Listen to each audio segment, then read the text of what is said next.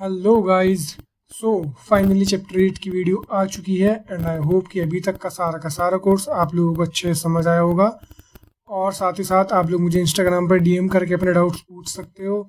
और अगर इसके अलावा आपको कोई अगर कोर्स चाहिए या फिर आपको किसी और कोर्स के अलावा अपना कोई पर्सनल डाउट पूछना है तो आप वो मेरे से पूछ सकते हो इंस्टाग्राम पर डीएम करके।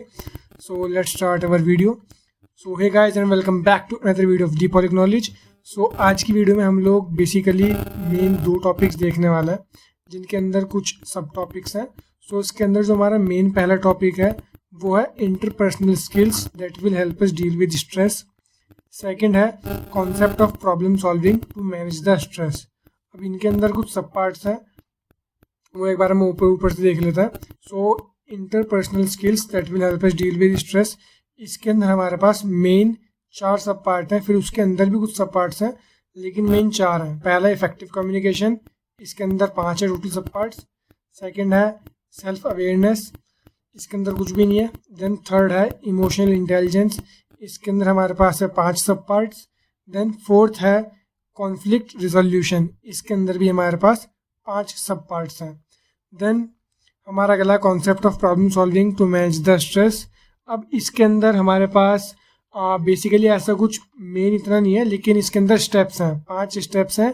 देन लास्ट स्टेप के अंदर 4 सब पार्ट्स हैं। तो सबसे पहले हम शुरू करते हैं हमारे फर्स्ट मेन टॉपिक के फर्स्ट सब पार्ट से, तो जो कि है इफेक्टिव कम्युनिकेशन।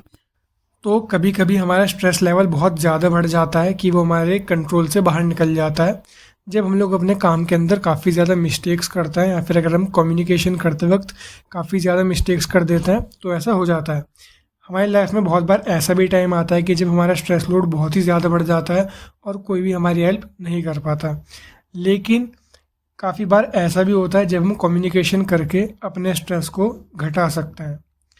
तो जो एक इम्पॉर्टेंट एस्पेक्ट है इंटरपर्सनल स्किल्स का वो ये है कि हमें इसके अंदर इफ़ेक्टिव कम्युनिकेशन को डेवलप करना है। और जो वर्ड है कम्युनिकेशन, ये एक लैटिन टर्म कम्युनिस जिसका मतलब होता है कॉमन या फिर शेयरिंग, उससे आया है। और कम्युनिकेशन को हम एक कॉन्टीन्यूस प्रोसेस के रूप में डिफाइन कर सकते हैं जो कि कॉन्टीन्यूस होता है नेचर के अंदर और जिसके अंदर give and take of information चलता है, यानी कि कॉन्टीन्यूस होगा और इसके अंदर इंफॉर्मेशन का कॉन्टीन्यूसली गिव एंड टेक यानी कि लेना देना चलेगा। देन इसके अंदर 2 पार्टीज़ कम्युनिकेशन के अंदर नेसेसरीज होती हैं जिसके अंदर एक मैसेज को कन्वे करती है और दूसरी सुनती है, दूसरी लिसनर होती है, एक होता है कन्वे करने वाला। देन फीडबैक जो है वो काफ़ी इंटीग्रल पार्ट है इफेक्टिव कम्युनिकेशन का। और जो मैसेज कम्युनिकेट करा जा रहा है वो वर्बल भी हो सकता है और नॉन वर्बल भी। वर्बल यानी कि वो रिटर्न हो सकता है या फिर किसी ने बोलो यानी स्पोकन फॉर्म में। नॉन वर्बल यानी कि हो सकता है वो आपने सिंबल्स के रूप में या फिर कोई साइन या फिर जेस्चर के रूप में समझाया हो। अब इसके अंदर इसके सब पार्ट्स आता है। तो पहला सब पार्ट है इसके अंदर active listening. So active listening का मतलब होता है अपनी पूरी अटेंशन देकर दूसरे आदमी को सुनना कि वो क्या कहना चाहता है।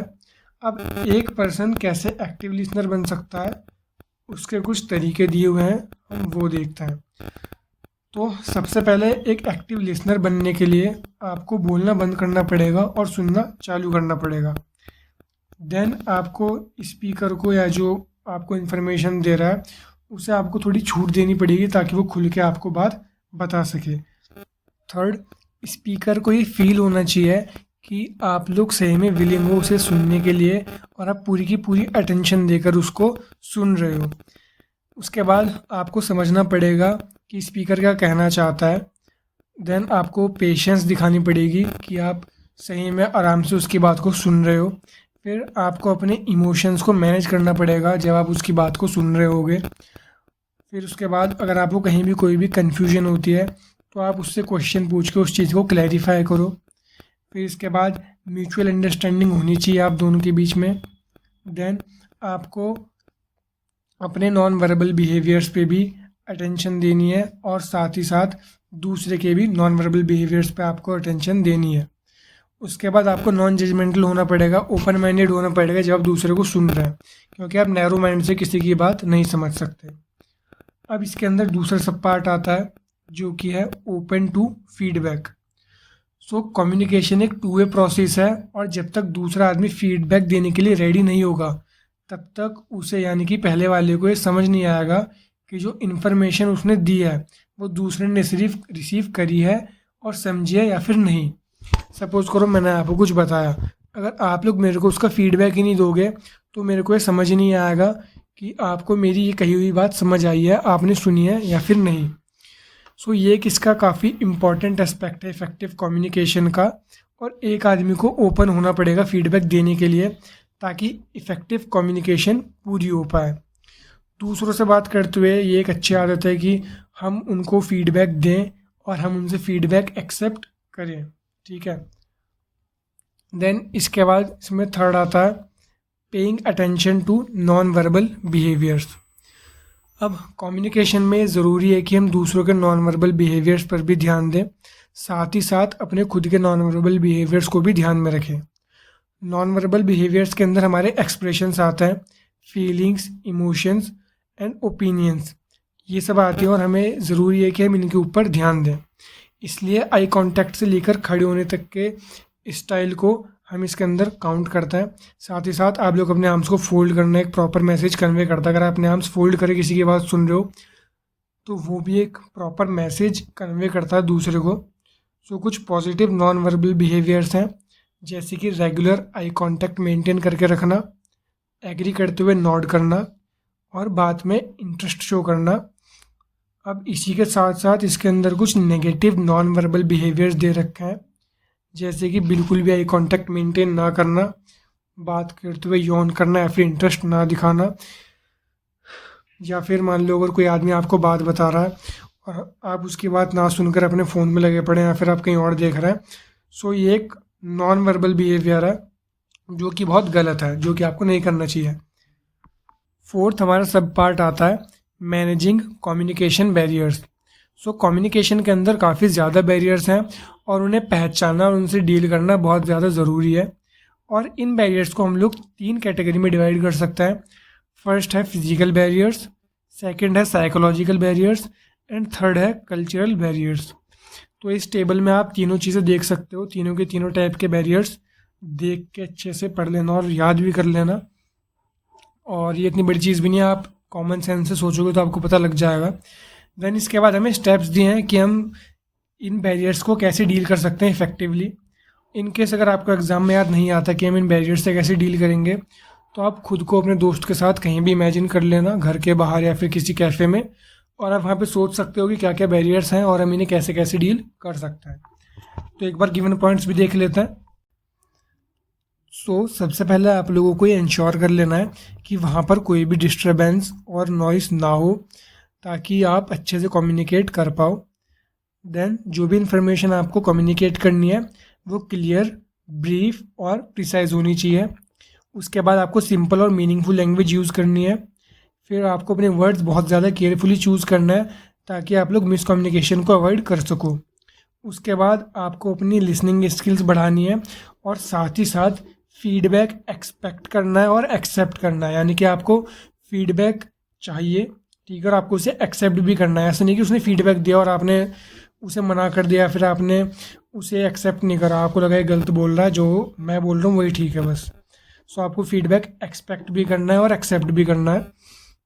देन आपको कम्युनिकेशन का चैनल बहुत अच्छे से सिलेक्ट करना है, और जो आपने कम्युनिकेशन का चैनल सिलेक्ट करा है उसके अंदर जो इंस्ट्रूमेंट्स यूज़ हो रहे हैं वो ठीक होने चाहिए और प्रॉपर शेप में होने चाहिए। प्रॉपर शेप से मतलब वो ठीक होने चाहिए।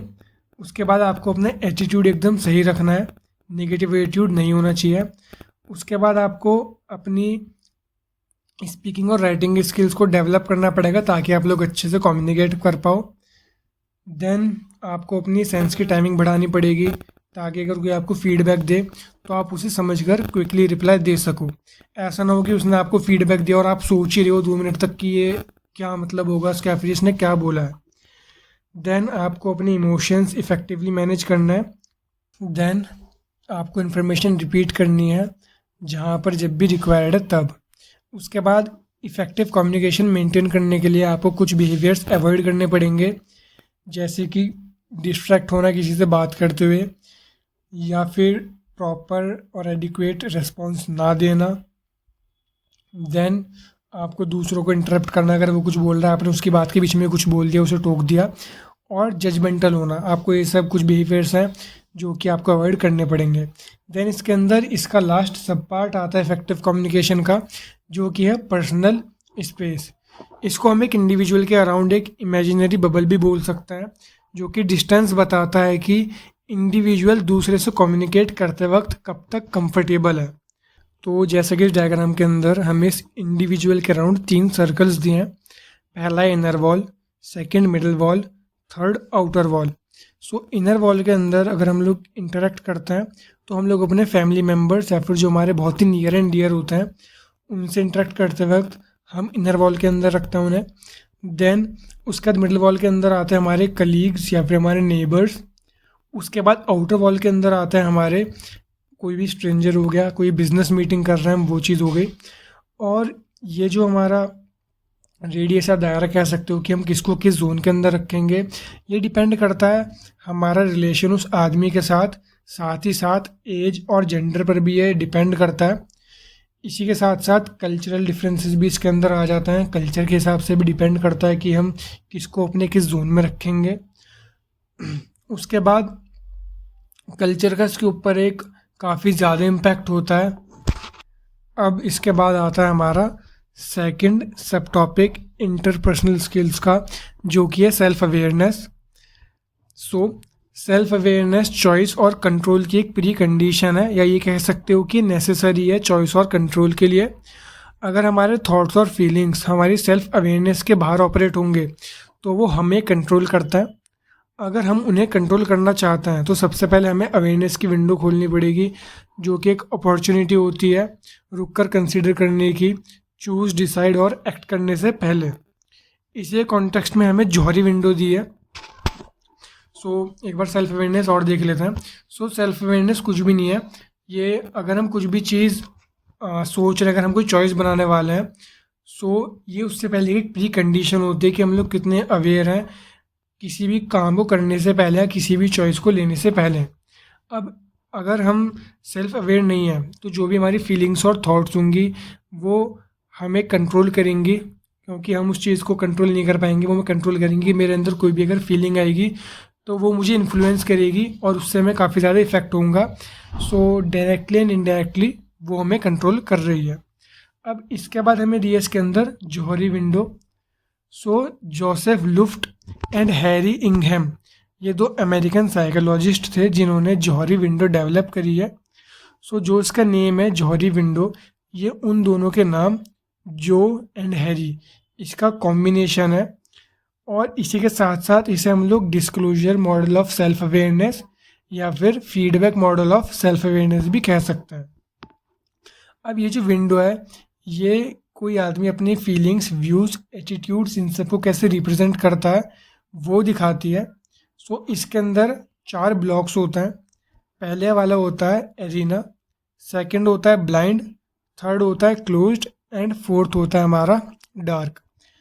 एरिना के अंदर हमारे वो फीलिंग्स, व्यूज़ एंड एटीट्यूड्स आते हैं जो कि दूसरों को भी पता होता है और हमें भी पता होता है। अब इसके बाद सेकंड विंडो जो है हमारी ब्लाइंड, इसके अंदर वो फीलिंग्स, व्यूज़ और एटीट्यूड्स आते हैं जो कि दूसरों को पता होता है बट हमें नहीं पता होते। अब ये सिंपली वो बातें होती हैं, ऐसी कुछ बात होती है जो मान लो आपको अपने बारे में खुद नहीं पता, आपका नेचर कैसा है या फिर आपकी कोई ऐसी ट्रेट है जो आपने अभी तक खुद डेवलप नहीं करी बट दूसरों को पता है।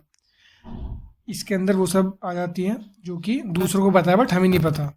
देन थर्ड है हमारी विंडो क्लोज्ड, इसके अंदर वो बातें आती हैं जो कि दूसरों को नहीं पता बट मुझे पता है, यानी कि मेरी एक ऐसी ट्रेट जो कि मुझे पता है अच्छे से बट मेरे दोस्त या फिर मेरे रिलेटिव्स को नहीं पता। देन लास्ट वाली आती है डार्क, जो कि है ना दूसरों को पता ना हमें पता। ऑल्दो सारी की सारी विंडोज़ सेम साइज़ की नहीं होती बट हमने आप बना रखी हैं। हो सकता हो कि आपके अरेना वाला विंडो ज़्यादा बड़ा हो, यानी कि ऐसी काफ़ी ज़्यादा बातें हों जो सबको पता है और आपको भी पता है। ये डिपेंड करता है आपके खुद के ऊपर। देन इसके बाद जो लास्ट वाली विंडो है वो कुछ काम की नहीं है, ठीक है, वो एकदम यूजलेस समझ लो आप। अब आता है emotional intelligence. So emotional intelligence का एक सिग्निफिकेंट इफेक्ट होता है स्ट्रेस पर और परसीव्ड स्ट्रेस को मैनेज करने की एबिलिटी पर। इमोशनल इंटेलिजेंस और उसके इफेक्ट की अच्छी नॉलेज होना काफ़ी ज़्यादा बेनिफिशियल हो सकता है लीडर्स और डिसीजन मेकर्स के लिए। साथ ही साथ इमोशनल इंटेलिजेंस को हम इंटरपर्सनल स्किल के एक एस्पेक्ट बोल सकते हैं जो स्ट्रेस से डील करने में हेल्प कर सकता है। अब हम इमोशनल इंटेलिजेंस को खुद के और दूसरे के फीलिंग्स एंड इमोशंस को मैनेज करने की एबिलिटी के रूप में भी डिफाइन कर सकते हैं, क्योंकि इमोशनल इंटेलिजेंस जो होता है वो हमारे खुद के और साथ ही साथ दूसरों के फीलिंग्स एंड इमोशंस को मॉनिटर करता है और उनके बीच में डिस्क्रिमिनेट करने में हेल्प करता है। देन उसके बाद उस इंफॉर्मेशन को यूज़ करता है एक आदमी की थिंकिंग और एक्शंस को गाइड करने के लिए। 1997 में इस डेफिनेशन को मॉडिफाई किया गया और इमोशनल इंटेलिजेंस को ability to perceive emotions, use emotions to facilitate thought, understand emotions and manage emotions इसके रूप में डिफाइन करने लगे। अब इमोशनल इंटेलिजेंस को सिंपली हम एक प्रोसेस के रूप में डिफाइन कर सकते हैं जिसके अंदर आता है रिकॉग्नाइज करना, यूज़ करना, अंडरस्टैंडिंग यानी कि समझना और मैनेज करना खुद के और दूसरे के इमोशंस को। सो ये जो कॉन्सेप्ट है इमोशनल इंटेलिजेंस का, इसे सैलोवे एंड मेयर ने डेवलप किया था, बट इसको मेन पॉपुलैरिटी तब मिली जब book emotional intelligence why it can matter more than IQ publish करी गई गोलमैन के द्वारा 1995 में। इसके बाद गोलमैन ने 5 मेन कंपोनेंट दिए थे इमोशनल इंटेलिजेंस के, जिनमें से पहला है सेल्फ अवेयरनेस। सो एक कंपोनेंट है इमोशनल इंटेलिजेंस का जो कि इंडिविजुअल को हेल्प करता है अपने इमोशंस को पहचानने में और मैनेज करने में। सेकंड है self regulation. So self regulation basically self control denote करता है जो कि इंडिविजुअल का खुद के ऊपर है जब वो अपनी फीलिंग्स को या फिर अपने इमोशंस को एक्सप्रेस करता है। और ये ज़रूरी है क्योंकि अगर हम कंट्रोल में नहीं होंगे तो हम ओवर शेयर कर देंगे और जो उससे आउटकम्स होंगे वो काफ़ी ज़्यादा ख़राब हो सकते हैं। थर्ड है सेल्फ मोटिवेशन। सो ये ज़्यादा अच्छा है कि इंडिविजुअल अपने अंदर से ही मोटिवेट होकर खुद कुछ काम करे रादर देन वो बाहर से मोटिवेट होकर करे, क्योंकि अगर हम अंदर से मोटिवेट होंगे तो फिर हम ज़्यादा अच्छे से ज़्यादा एनर्जी के साथ अपने गोल को परस्यू कर पाएंगे। देन फोर्थ आता है एम्पैथी।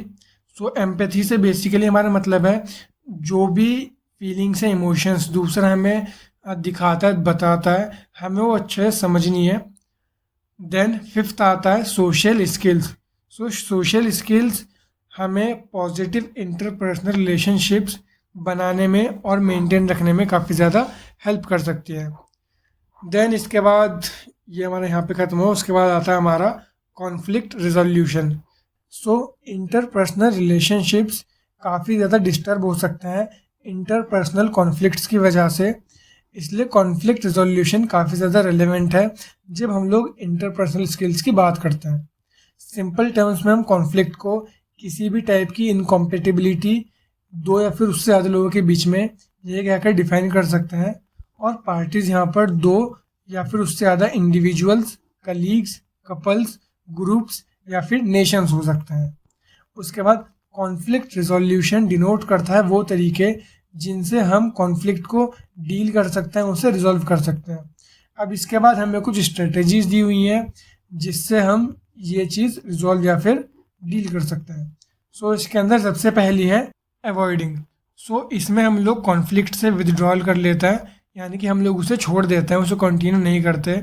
इस केस में जो एक्चुअल कॉन्फ्लिक्ट होता है वो रिजॉल्व नहीं होता, और इसे इंडिविजुअल्स तभी यूज़ कर सकते हैं जब उन्हें ये लगे कि इस कॉन्फ्लिक्ट के अंदर एंगेज होना वर्थवाइल नहीं है, और जो उन्हें डिस्कम्फर्ट इसको एक्सपीरियंस करते वक्त होता है उससे कई ज़्यादा उन्हें तब होता है जब वो उसे अवॉइड कर देता है। उसके बाद आता है कॉम्पीटिंग। इससे आप लोग एक डिबेट के एग्जांपल समझ सकते हैं, जैसे कि स्कूल के अंदर डिबेट्स होती हैं या फिर कॉलेजेस के अंदर डिबेट्स होती हैं या फिर आपने पार्लियामेंट में डिबेट्स देखी होंगी, उस टाइप का। वहाँ भी 2 पार्टीज़ होती हैं जिनमें से दोनों पार्टीज़ जीतने के लिए खेलती हैं लेकिन जीतती एक ही है। सो इसे हम लोग विन लूज सिचुएशन कह सकते हैं। यहाँ पर इंडिविजुअल्स असर्टिवनेस शो करता है बट कॉपरेशन नहीं। उसके बाद आता है एकोमोडेटिंग। सो इस केस के अंदर जो इंडिविजुअल होता है वो कोऑपरेटिव होता है लेकिन असर्टिव नहीं होते। सो इस कंडीशन में वापसी एक पार्टी गिव इन कर देगी, और जो कि ठीक नहीं है, क्योंकि इस केस में भी जो कॉन्फ्लिक्ट है वो रिजॉल्व नहीं हो पाएगा। इसलिए ऐसे हम लोग लूज विन स्ट्रेटजी कहते हैं, क्योंकि यहाँ पर एक पार्टी गिव अप कर देती है। देन आता है हमारा कोलैबोरेटिंग। इसमें इंडिविजुअल्स असर्टिव होते हैं और साथ ही साथ कोऑपरेटिव होता है, और जो पार्टीज होती हैं वो दोनों एक एग्रीड सॉल्यूशन के ऊपर इस कॉन्फ्लिक्ट को ख़त्म कर लेते हैं। यानी कि दोनों पार्टीज मिलकर एक सॉल्यूशन ढूंढ लेती है कि हमें इसे कैसे ख़त्म करना है।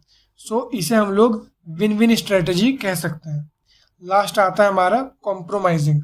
सो ये ज़्यादा समझाने की ज़रूरत तो है नहीं, ये सभी को पता है, लेकिन फिर भी इसमें जो दोनों पार्टीज होती हैं वो कॉम्प्रोमाइज़ कर लेती हैं किसी न किसी तरीके से, और इसके अंदर वो लोग पार्शियली कोऑपरेशन शो करते हैं एंड असर्टिवनेस शो करता है। इसलिए यहाँ पे दोनों पार्टीज कंप्लीटली सेटिस्फाई भी नहीं हो पाती, लेकिन वो लोग कंप्लीटली डिससेटिस्फाई भी नहीं होते। So this is called compromising. और अब यहाँ पे हमारा जो पहला मेन टॉपिक था वो ख़त्म हो गया। सेकंड आता है हमारे यहाँ पे concept of problem solving to manage the stress. Problem solving एक प्रोसेस है स्ट्रेसर्स को आइडेंटिफाई करने का और स्ट्रेटजीज़ को बनाने का, ताकि हम उसे मैनेज कर सकें। ये एक पावरफुल टूल है अपने स्ट्रेस मैनेजमेंट के टूल बॉक्स में ऐड करने के लिए। प्रॉब्लम्स को हम लोग दो कैटेगरीज में डिवाइड कर सकते हैं। पहली है हमारी routine problems and non routine problems. Routine problems वो प्रॉब्लम्स होती हैं जिनके लिए जो सॉल्यूशन होता है वो इमीडिएटली अवेलेबल होता है। उसके बाद नॉन रूटीन प्रॉब्लम्स वो होती हैं जिनके लिए जो सॉल्यूशन होता है वो इमीडिएटली अवेलेबल नहीं होता और हमें थोड़ा सा एनालिसिस करना पड़ता है।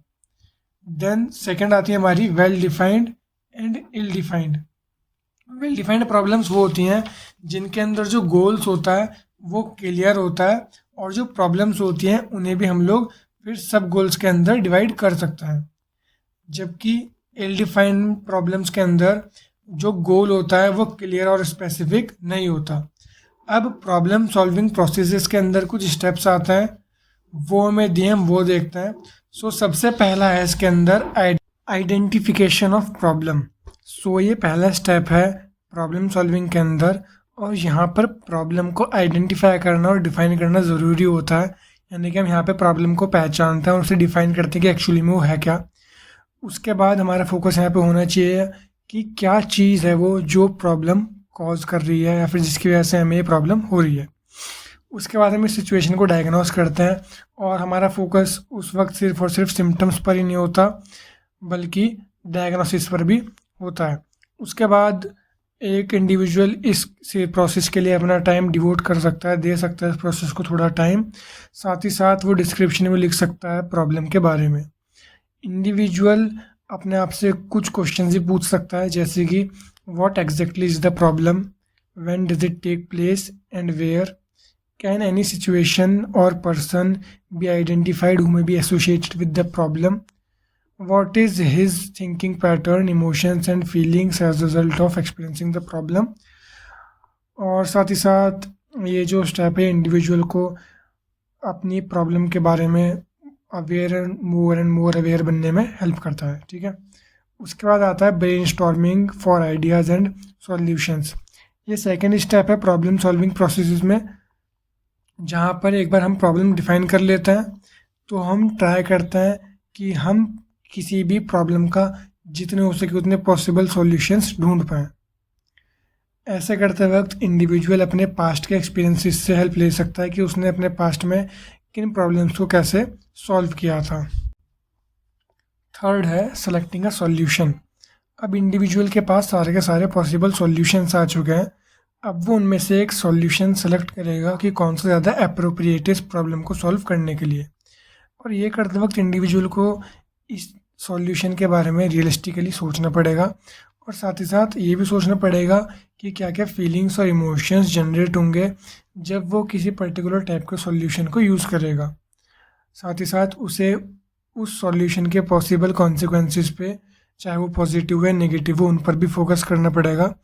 और ये भी ज़रूरी है कि वो उन रिसोर्सेज पर भी फोकस करे जो जो नेसेसरी है या फिर जो जो रिक्वायर्ड है उस सॉल्यूशन को इम्प्लीमेंट करने के लिए। और इसी के साथ ये भी ध्यान रखना पड़ेगा जब वो सॉल्यूशन इम्प्लीमेंट होगा तो उसके साथ कोई और इशू अराइज ना हो, उसके लिए भी इंडिविजुअल को प्रिपेयर रहना पड़ेगा, उसे वो चीज़ कंसिडरेशन में लेनी पड़ेगी। फोर्थ स्टेप आता है हमारा इम्प्लीमेंटिंग द प्लान। अब यहाँ पे हमने प्रॉब्लम को एक बार सॉर्ट आउट कर लिया, उसके बाद सॉल्यूशन हमने निकाली, देन हमने प्लान सेलेक्ट कर लिया, हमें कौन सा सॉल्यूशन बेस्ट लग रहा है वाला हमने सॉल्यूशन भी सेलेक्ट कर लिया। अब हमें उस चीज़ को इम्प्लीमेंट करना है, उस डायरेक्शन में काम करना है उस प्लान के accordingly. So implementing the plan के अंदर हम लोग बस सॉल्यूशन ढूंढने के बाद अपने सॉल्यूशन को इम्प्लीमेंट करते हैं और उस डायरेक्शन में वर्क करते हैं ताकि हम उस सॉल्यूशन को हम उस प्रॉब्लम को सॉल्व कर सकें। फिफ्थ स्टेप आता है हमारा reflecting on the effectiveness of the solution. इसके अंदर इंडिविजुअल को ये रिफ्लेक्ट करना होता है, यानी कि उसको ये बताना होता है कि जो उसने सॉल्यूशन सेलेक्ट करा था उससे उसको पॉजिटिव रिजल्ट्स मिले हैं या फिर नहीं, और जो उसकी प्रॉब्लम थी वो रिजॉल्व हुई है या फिर नहीं। उसके बाद जब उसने इस सॉल्यूशन को इम्प्लीमेंट करा तब उस सॉल्यूशन की इम्प्लीमेंटेशन में क्या उसे कोई लूप होल देखने को मिला या फिर नहीं, इस चीज़ पर भी वो फोकस कर सकता है। अब हमें दिए हुए हैं कुछ स्ट्रेटजीज प्रॉब्लम सॉल्विंग की, हम वो देखते हैं। सो फर्स्ट है हमारी ट्रायल एंड एरर। इसके अंदर इंडिविजुअल लगातार अलग अलग सॉल्यूशंस को ट्राई करता रहता है जब तक कि वो अपने प्रॉब्लम को रिजॉल्व नहीं कर लेता। ये स्ट्रेटजी काफ़ी ज़्यादा टाइम कंज्यूमिंग भी होती है। इसके बाद आता है हमारा ह्यूरिस्टिक्स। सो ह्यूरिस्टिक्स को हम लोग रूल्स ऑफ थंब कह के एक्सप्लेन कर सकते हैं, जो कि ईजी एंड फास्ट सॉल्यूशंस को ढूंढने के लिए यूज़ की जाती है। इसके बाद जो हमें इससे सॉल्यूशन मिलता है वो उतना ज़्यादा अप्रोप्रिएट नहीं होता प्रॉब्लम को सॉल्व करने के लिए, और हम लोग ह्यूरिस्टिक्स को मेंटल शॉर्टकट्स कह के भी रिप्रेजेंट कर सकते हैं, क्योंकि ये हमारे टाइम और साथ ही साथ अटेंशन की इन्वेस्टमेंट को मिनिमाइज़ कर देता है। अब आता है हमारा एल्गोरिदम।